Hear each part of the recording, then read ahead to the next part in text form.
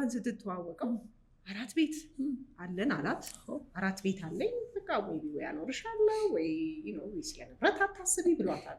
አሁን እኮ አንቺ እንደምታወሪው ከሆነ ካልተመዘገበና ካልተቆጠረ እርግጠኛ መሆን አንችልም ማለት ነው። ኢቭን መጠየቅ ራሱ ወንጀል ነው ይመስልናል። በጣም ማለት አንዳንድ ጊዜ ንብረታችን የቱ ነው አይ ቲንክ ቅድም በኋላ እንትኑ ላይ የሆነ ፓርት ላይ እናነሳዋለን። ግን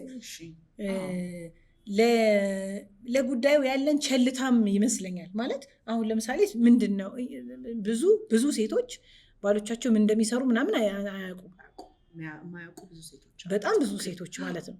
አንደኛ ወንዶቹ እንዲታወቅ አይፈልጉም። አንድ ሁለተኛ ሴቶቹ ራሱ ወንጀል ወይ ነውር እኮ አይደለም። ለምሳሌ ቤት አለን ሲል እስኪ የት አለ ካርታው? ይሄ ቤት ያንቺ ነው ተብላ 16 ዓመት ኖራበት በኋላ አይ ቤቴ ነው እኮ ምናምን ስትባል ካርታው በእናቱ ስም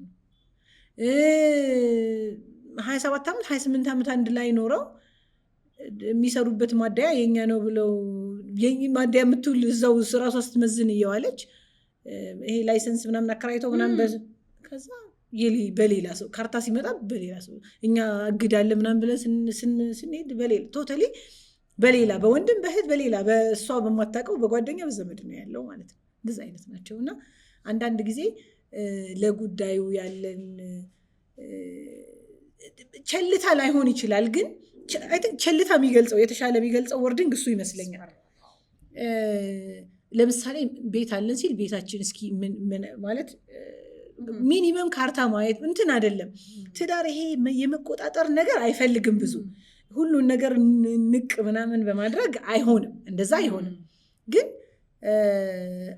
አንቺም የእንትኑ ፓርት የትዳሩ ፓርት እንደሆንሽ አንቺም የራስሽ ፓርቲሲፔሽን እንዳለሽ ምን ሆነ እንዴት ሆነ መቼ ሆነ ምናምን የሚሉትን ነገሮች የተወሰነ አክቲቪቲ ውስጥ መኖር አለብሽ።